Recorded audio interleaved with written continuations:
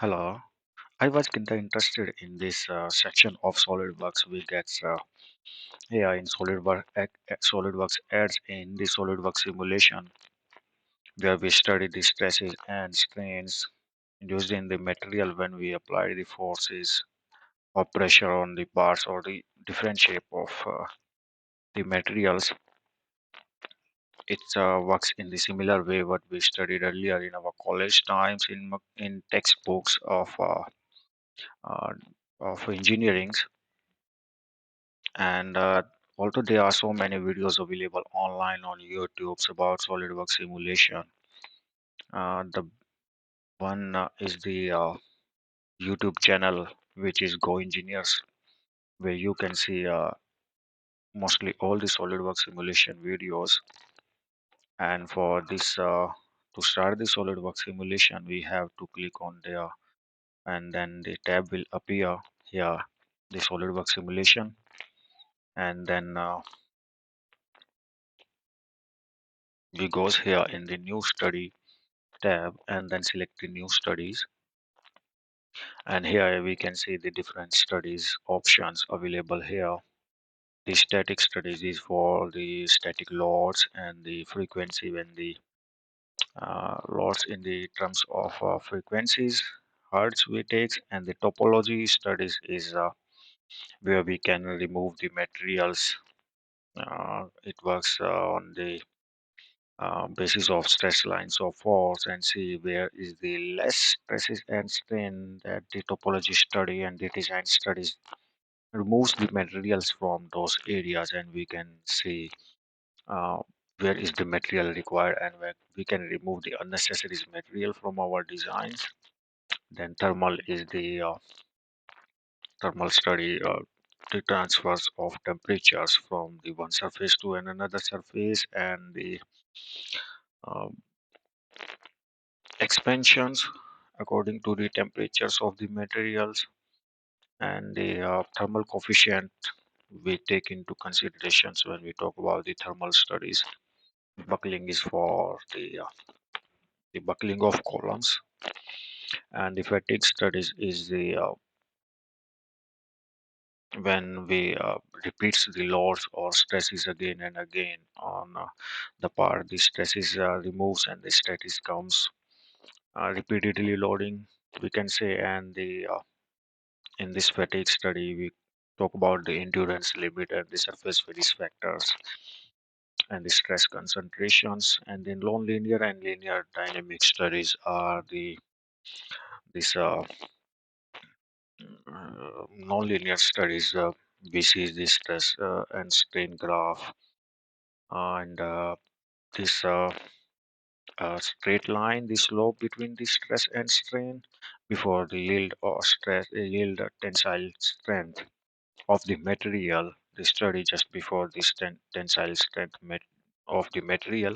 Before this study about the slope, which is not actually in the straight line, it comes in these non-linear studies.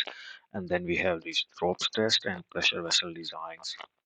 So here I will select this statics studies, and we could use for 2D simplifications if you are going to check this on a single plane. And after the selecting this which study you are going to use for the part, we found these options. So everything is here in the serial wise. So we have to follow these things from this side, from left to right. So first of all, we would apply the material here, and we can choose the material from this list of SolidWorks. There are so many materials available in this list of SolidWorks. Um, this in different countries we have different standards and different names of the materials. We call it with different names, and in the east side we uses this DIN number, DIN materials, and in American standards we uses this materials. and in India we call it with a different name like 30 Cr, 30% of chromium and 15 M and 15% of magnesium, Sg250, Sg240s. And if the material is not available here with what we are looking for, then we could create our custom materials over here, and we can add the properties in the tables and curves for the materials. For an example, if I select this alloy steel or this annealed alloy steel to increase the okay, this alloy steel, and then here I can upload the file, and I can view this temperature versus density properties, and yeah, after creating a custom materials, we can add over here the properties of that material. Sometimes we goes into the lab and we do some test on the materials, and that test data we could add over here. And after selecting the material, like I selected this alloy steel, we can see here this mechanical properties over here in this section. The elastic modulus, which is of this 2100 megapascals. Here we got these units in pascals, and we can change these units from here. If you want to see these units in megapascals, it's 210000 in megapascals, and it's 2100000 in this bar. And after selecting the materials, we say it's apply. Okay, and then select close. Then the second is the connections. Either you could go here this fixed advisors, or you can choose from these options, which is the fixed geometry. If you have any roller side, fixed hinge, or elastic supports, and I selected here the fixed geometry, and I'm going to select this fixed side of the part, this one. So this is the fixed geometry of this part, and then I say okay. The next is the external load advisor, where we have to select the load. If we are going to apply the torque, the pressure, gravity, and we have these different types of loads over here. So I selected this is simple force for the static load, and the force is here on this face, which is reverse in direction. So I will reverse it in this direction, and let's say if this force is 3 ton, which is approximately equal to the 30,000 Newton, and I say so okay. So after applying the force of 3 ton, I can mesh and they run this study for this. Either I can choose this one, create mesh, and here I can choose the quality of the mesh. So the SolidWorks works with this mesh uh, techniques. So that's why we also call it the FEA analysis, which is known as the fillet and element analysis. For the simple problems like elongation of shaft, when we apply the loads on the cross section of one side of the shaft and another side is fixed, it gives us similar results when we compute these stresses formulas, where the stresses is equal to force upon area. For the 3D and complex systems, when it's difficult sometimes to do the bunch of calculations, SolidWorks works in this three-dimensional, and shows the result. So after this, we can run this study, and here you can see it will show us this stresses in the part with these red colors and the blue colors. Over here you can see this it's this 2.9 e raised to power or 2 megapascals, and the this displacement result here. You can see this red uh, area which is of this point 0.09 mm, and the other options here in this edit definitions.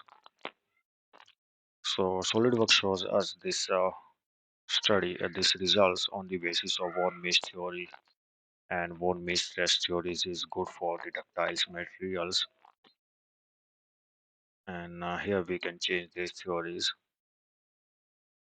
Then here we can say change these in which units we want to see those results.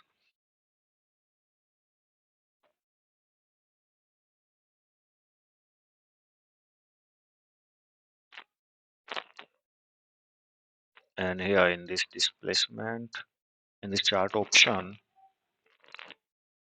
you can change this where you want to see this chart option formats.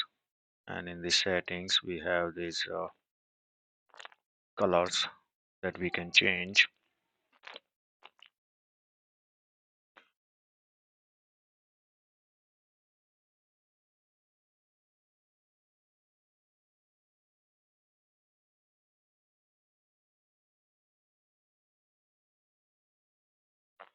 And here you can see the stresses strains in the material, where is just maximum strain and where is the minimum strains. You can see over here.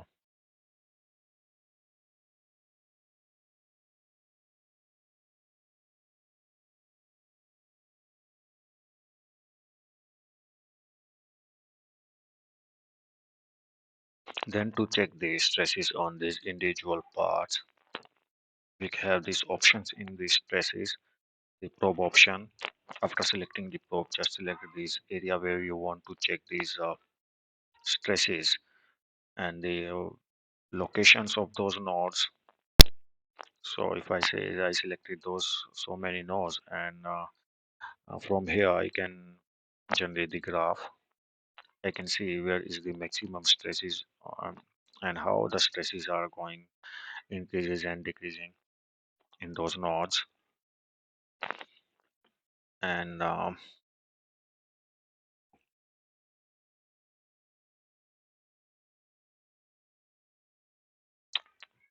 and the other options are of report. We could generate the reports of the study we have done.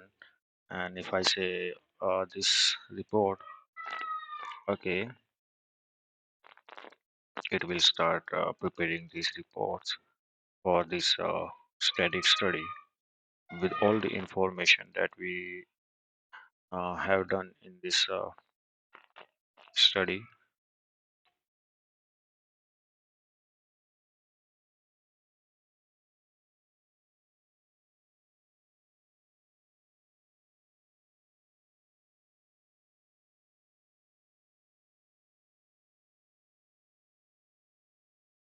And here is the simulation of this part and description assumption model information study properties with this tag of the SolidWorks. And here you can see this part, the mass properties, density properties. We can change these mass and density properties, and these options we used to find out the stresses and the strains.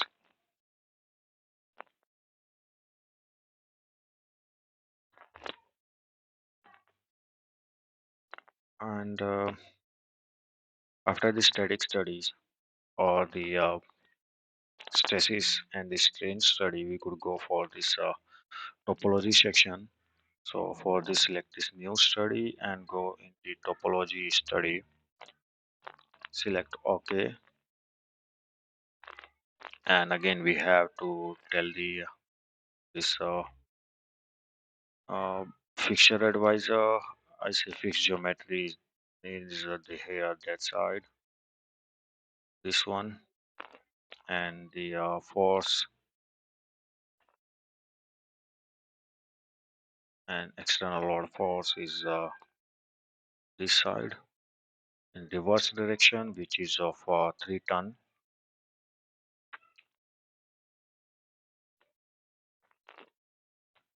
Then in goal and constraint, we have two options to choose from this the maximum and the minimized displacement and the best stiffness to weight ratio. So mostly we select this best stiffness to weight ratio, and here you can choose this percentage. So I will keep it at 30%, and then mesh, create mesh. So I'm going to decrease the mesh density, and then run this study. Ah, okay, material is not defined. So again, we have to define the materials. So our material was the alloy steel. Apply and close, and then we can run this study. And this time it would take some time for the topology study, and it will show us the where from where we can remove the materials where the stresses are very low, and the stresses which we can neglect it in which portions, and we can remove the material from that portions. So we have to wait for that.